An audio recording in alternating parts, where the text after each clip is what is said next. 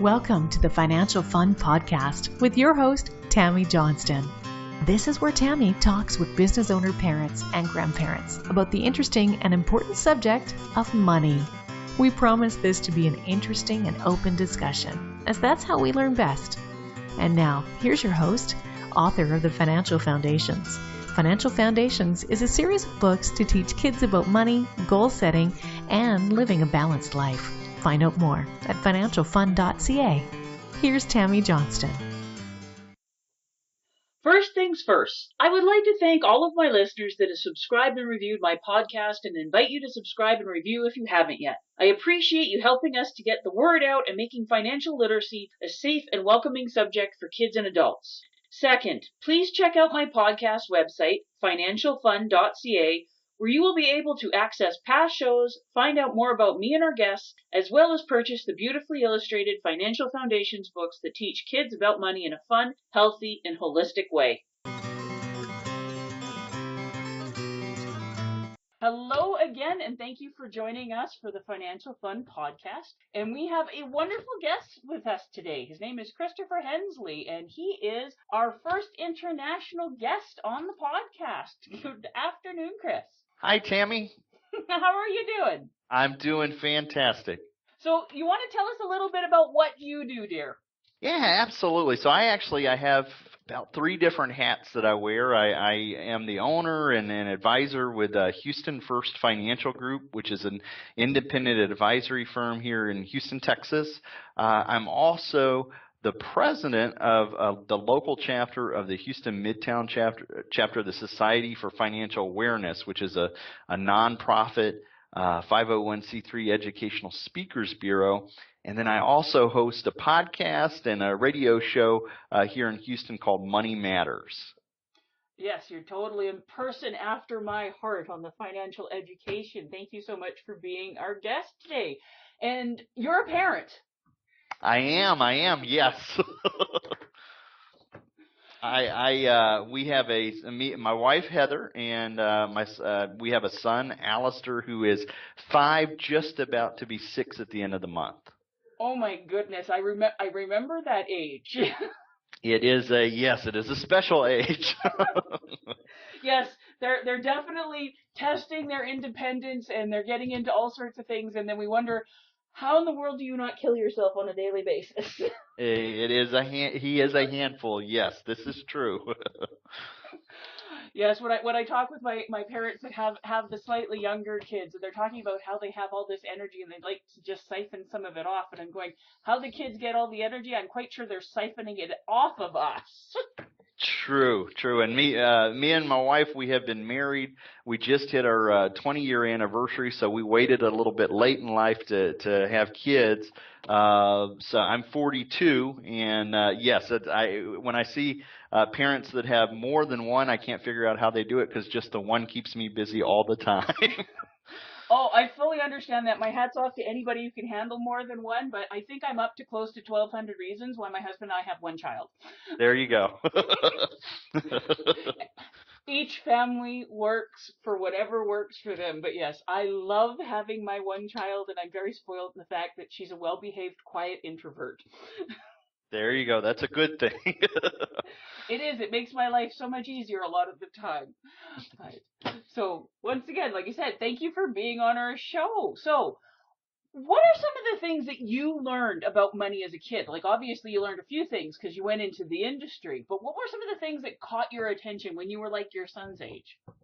Yeah. I mean, if I think back to some of my earliest memories when it comes to money, I was raised by a single-parent mom, but I had a lot of influence from my grandparents. And I remember my grandmother watched me during the days while my mom was at work. And I remember money as being something fun. My grandmother had one of these buckets they used to sell gallon of ice cream in these red buckets. And so she would keep in the kitchen pantry, she would keep a giant red bucket, about a gallon bucket, and she would put all of her pocket change in there. So it would be pennies, dimes, quarters, nickels, mostly pennies though. And she would bring me into the fold there when it was time to roll the pennies and take them to the bank. So I remember it was always for me it was a neat experience to sit down with her, to roll the pennies, and then to take them to the bank. And I remember I got a sucker or a lollipop when I got to the bank. And so those are pleasant memories for me, and those are some of the ones that just kind of surface when I think about growing up around money. Oh, that's a good one. I could totally see how that would be fun when you were a kid. What were some of the memories that you had and things that you learned as you got a bit older? Because obviously you were a bit younger when you were doing that with your grandma. Yeah. So I mean, as I got older, I was raised around people that had a great work ethic. So I saw, for instance, my aunt was a hard worker and dedicated. She put herself through school. Really big influence on me when it came to saving. I worked pretty much full time since I turned 18, and put myself through school and was able to get out on my own at age 18, and have never looked back as far as working. The savings part of it was huge. I mean, I started the very first job that had a 401k. I was excited about that, and started putting money away very, very quickly, and saw that grow, and then ended up using part of an IRA that I had rolled over into putting a down payment on a house at an early age, or I guess in my early 20s. So to see that idea that hard work pays off was something that I saw in my grandparents, I saw in my aunt, my mom, who had to not only wear the single parent mom hat, but she had to wear the dad hat. She really had to do the work of two people there, to see the discipline that it takes and the hard work to do that. That has kind of come over with me, and hopefully it'll go over to Alistair as well. Well, that's definitely a great one. I remember being introduced to RSPs and the magic of compound growth when I was 19 and started my first job at an investors group, and they showed me that, and that allowed me to start putting money aside, which worked out to be the down payment on my husband's and I first condo, and then ended up being our house and stuff like that. So it's like it was really good to be introduced to that so young.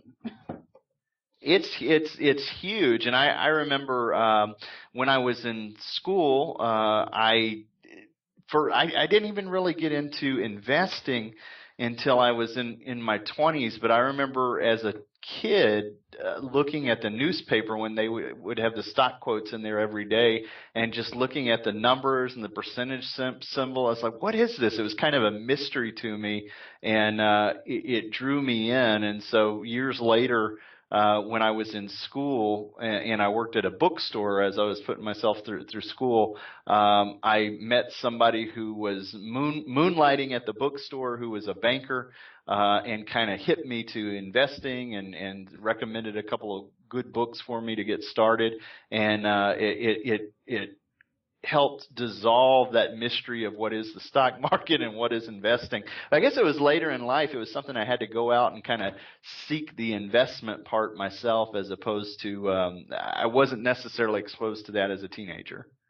Well, that's I think how pretty much works for anybody. Like any of my clients or my colleagues that are interested in money, it's something they had to go out and look for themselves, because it's not talked about in school, and it's not talked about in normal conversations with people. So it's like, okay, if you're really interested, you can find someone who will kind of share this secret information with you, and it's really quite sad if you ask me.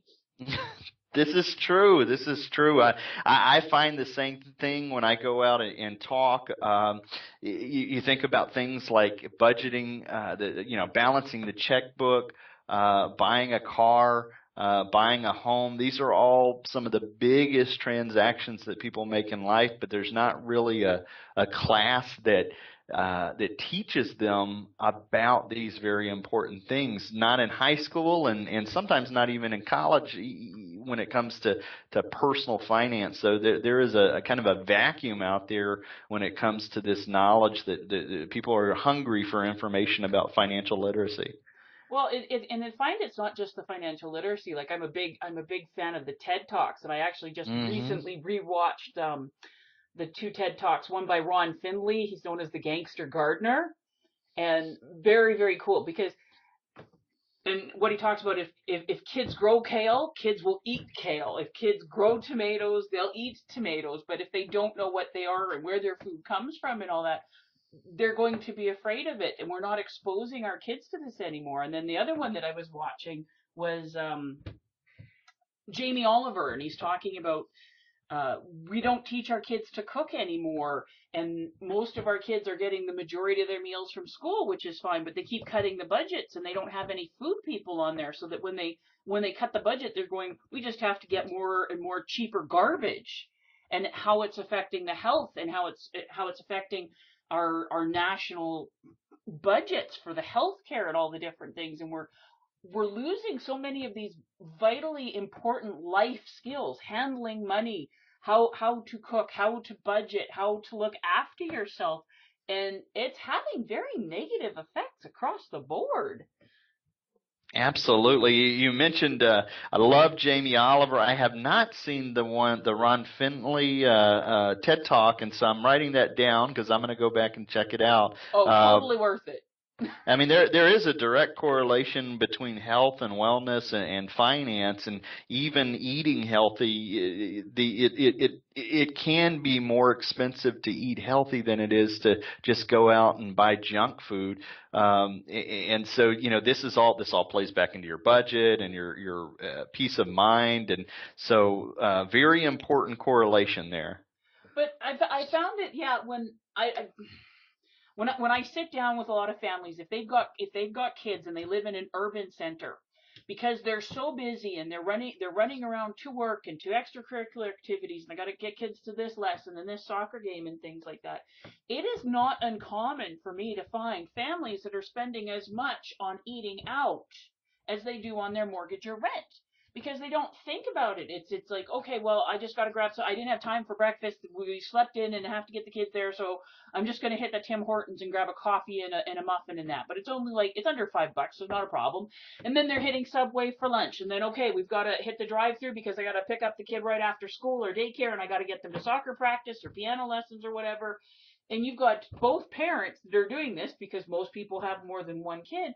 And they don't realize how much money is going into that, where if they just took a bit of time and planning and a bit of money and planned and made meals at home and packed them up, like when I cook, I don't get to do a lot of it, but I will do like 2 or 3 nights at once, like make big meals and make TV dinners so that we've got them here.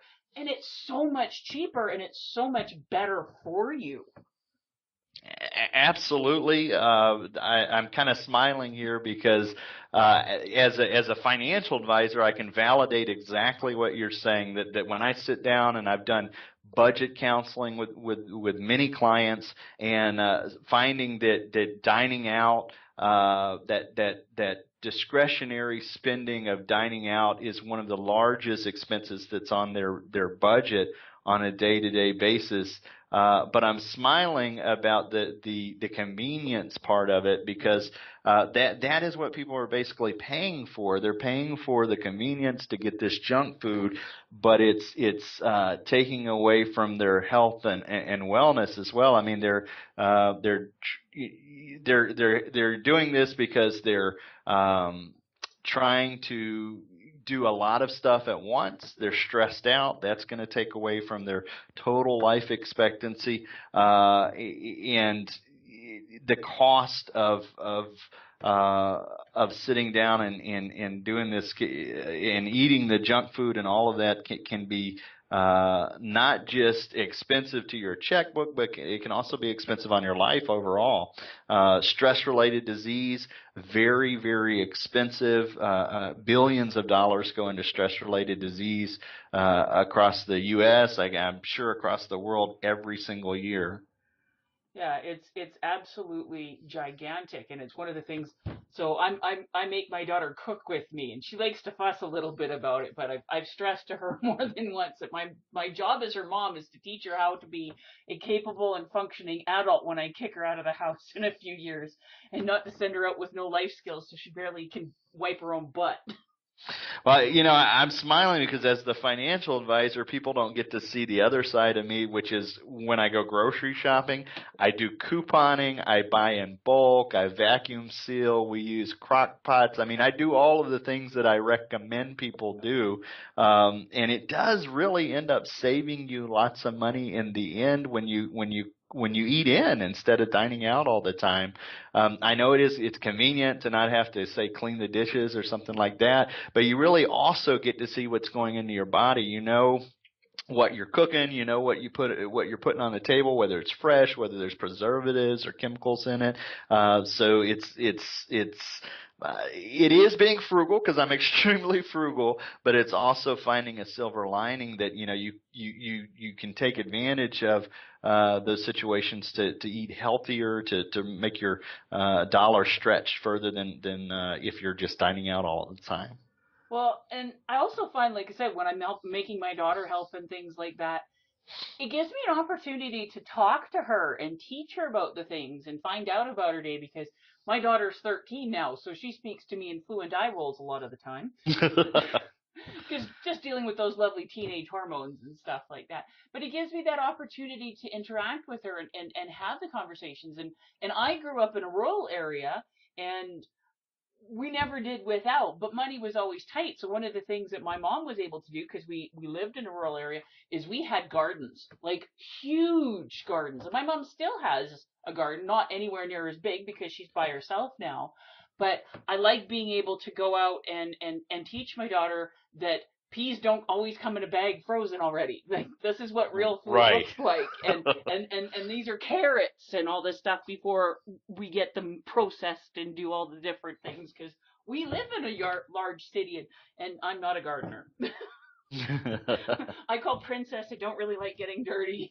If there's any gardening to do, that's what my husband's for. There you go.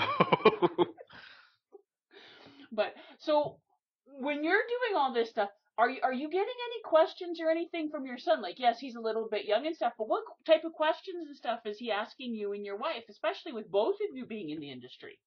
Yeah, absolutely. So we are. I don't know if I mentioned it when we were offline, but Heather is also in the industry. So we're both in finance, and it is something that it's conscious when we go shopping. But when we go grocery shopping, we do that as a family. So Alistair's with us. He at 5, almost 6. He reminds me, I'm almost 6, Dad. But at almost 6, he's still learning. He's still learning about, he can count, but the idea. What's the difference between $100 and $10? He's still learning some of that stuff. But a trip to the grocery store is a great time for him to learn that. Most of the things that he is interested in that cost money are toys right now. Oh, of course. And that's a huge thing for him, and being able to save for that. We have given him money for chores, and we help him learn to save, and he ends up buying some of the toys himself. And at 5, I think that's one good way for him to learn the value of a dollar. Every penny counts, and him saving as he goes, instead of us just buying every single thing he wants, we would go broke. So. Yeah, especially if he ever watches TV. Even the TV shows Yes. are like non-stop commercials. Yes, that is true. We were trying to push as long as we could. We have Netflix here. Do you guys have Netflix in Canada? We do, but we don't get all the same shows. We don't get as good a lineup as you do. But yes, Netflix is huge in Canada. One of the positive things I liked about Netflix is that there's a channel for kids, and that it was commercial free. So as long as we were doing kind of the educational shows, I felt pretty confident in some of the stuff that comes out of PBS and some of the educational stuff. But when he got that age, when he started watching the cartoons on the cable networks, then there were commercials, and the very first, shortly after that, when we were at the grocery store, he would be drawn to the cereal boxes that have the toys on them and that sort of stuff. So we put that off as long Do as we cereal could. boxes still come with toys in them? They do. I was surprised to because it's been so long, but yes, they do. They're not exciting.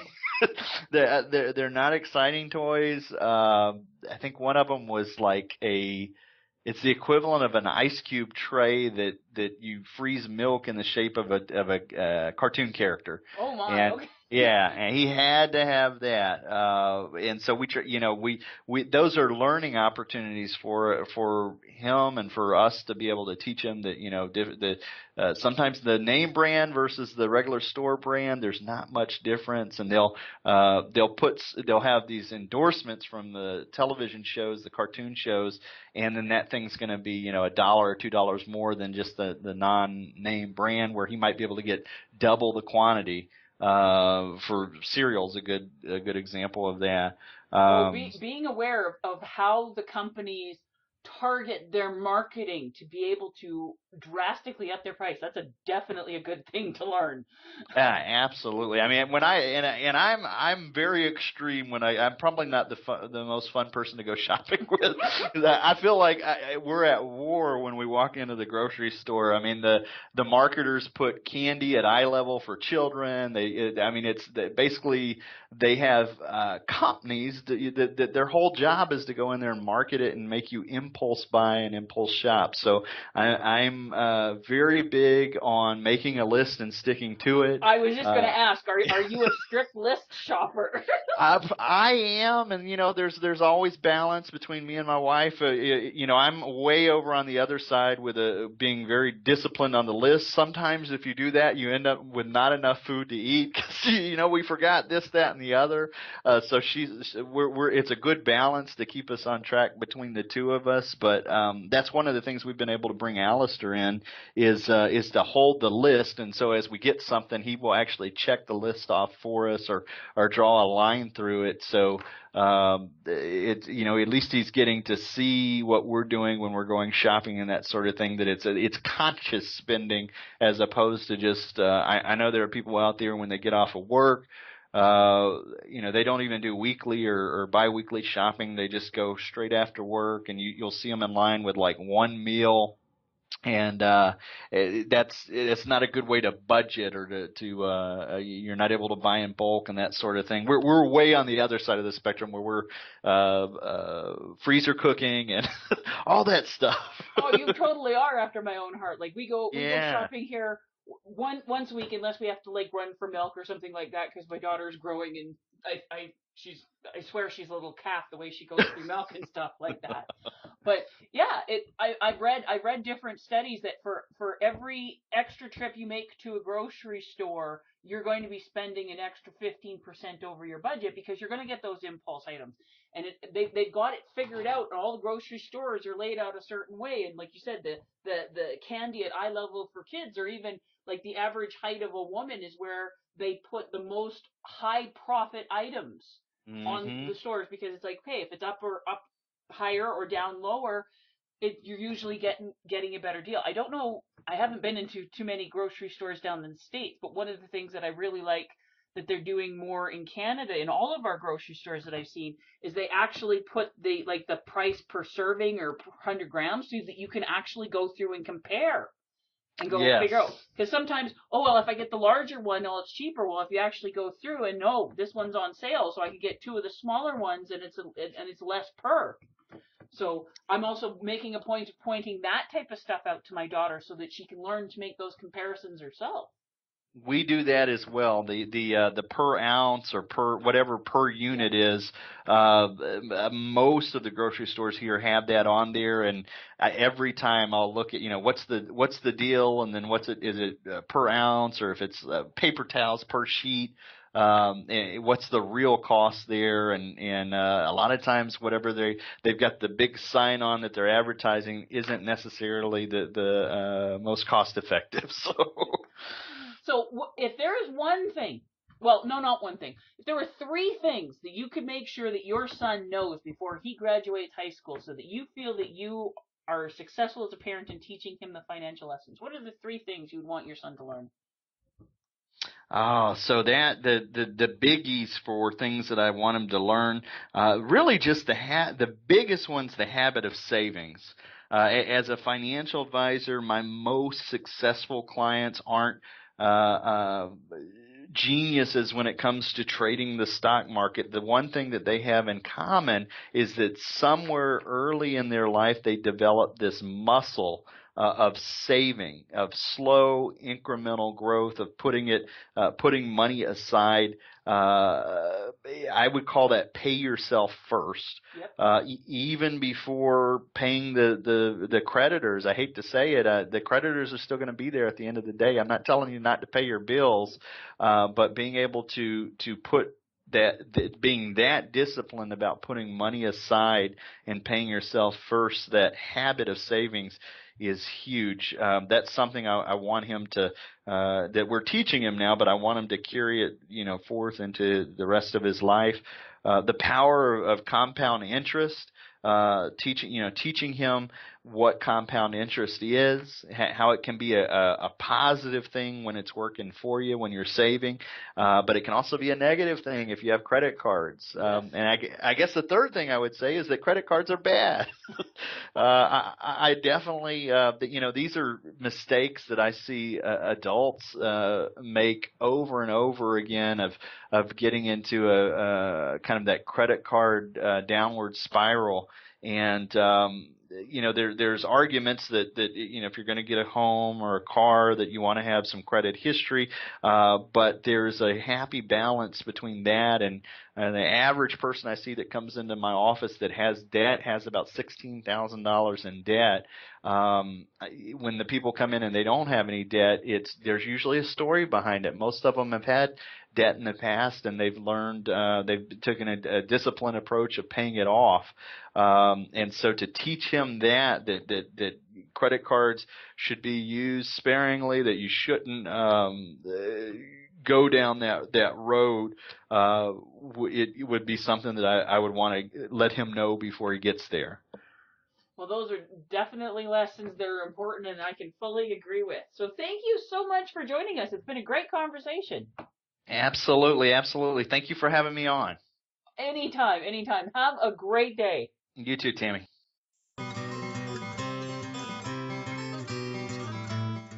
Before we leave each other, I would ask all of you listening to please subscribe to and rate my podcast. A review would be most appreciated, and feedback is always welcome. Whether it be a comment, future topic suggestions, and/or questions you or your kids would like to have answered in the Ask Tammy column on the financialfund.ca website.